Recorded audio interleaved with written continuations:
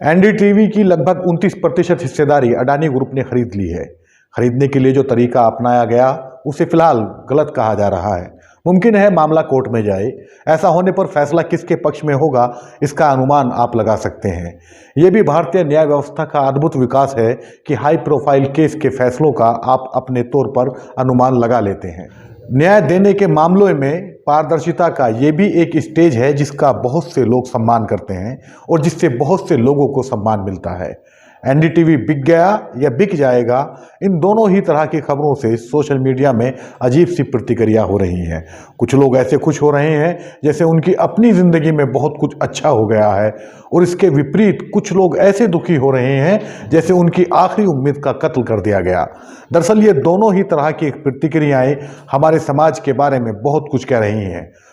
खुश होने वाले वो लोग हैं जो हर हाल में सत्ताधारी दल के साथ खड़े हैं। इनकी नौकरी चली जाए, इलाज के बिना घर में किसी की मौत हो जाए, बच्चों के लिए शिक्षा इनकी औकात से बाहर हो जाए, लेकिन सत्ताधारी दल के प्रति इनका प्रेम या यूं कहें कि भक्ति में कोई कमी नहीं आने वाली है।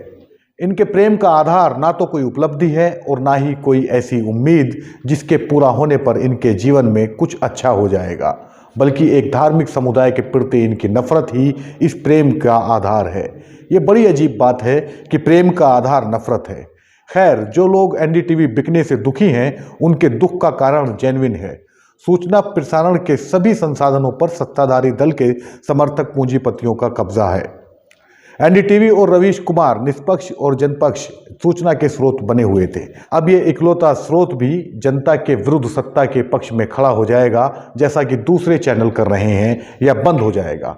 लेकिन एनडीटीवी अपनी मौलिकता में तो अस्तित्व में नहीं रहेगा। हालांकि एनडीटीवी के अलावा रवीश कुमार खुद में एक ब्रांड बन चुके हैं और वो जब तक एनडीटीवी में हैं उनसे वाबस्ता उम्मीदें जिंदा रहेंगी। अडानी समूह आज इतना अमीर है कि वो चाहे तो देश के सारे मीडिया संस्थान खरीदकर उन्हें अपने गुणगान में लगा सकता है या बंद भी कर सकता है। इससे उसके ऊपर कोई खास फर्क नहीं पड़ेगा। लेकिन देश की जनता एवं नागरिक के तौर पर क्या हमें ऐसे मीडिया संस्थानों की ज़रूरत है जिन पर सरकारों का कब्जा ना हो और जो जनता की भी सुने? इस सवाल पर मुझे यकीन है कि सबकी राय अलग अलग होंगी, लेकिन सूचनाओं के महत्व पर जरूर सोचने की ज़रूरत है। अफसोस हमारे देश में अभी इस पर बहुत कम विचार हो रहा है, जबकि आपके मोबाइल में ऐसे कम से कम 20 एप्लीकेशन हैं जो आपकी सूचनाएं आपकी मर्जी से हासिल कर रहे हैं और उन्हें अपनी मर्जी से बेच रहे हैं। इन्हें कौन और कितनी कीमत में खरीद रहा है ये तो पता नहीं, लेकिन इतना तो साफ है कि आज सूचनाओं का बहुत महत्व है। इनका इस्तेमाल किसी घातक हथियार से भी घातक हो सकता है और उसके उलट भी। सूचनाओं को ज्ञान निर्माण के एक टूल के रूप में इस्तेमाल किया जा सकता है और इस टूल को भोथरा करके ज्ञान निर्माण के मार्ग को अवरुद्ध भी किया जा सकता है। यही नहीं, ज्ञान को अंधविश्वास में भी बदला जा सकता है।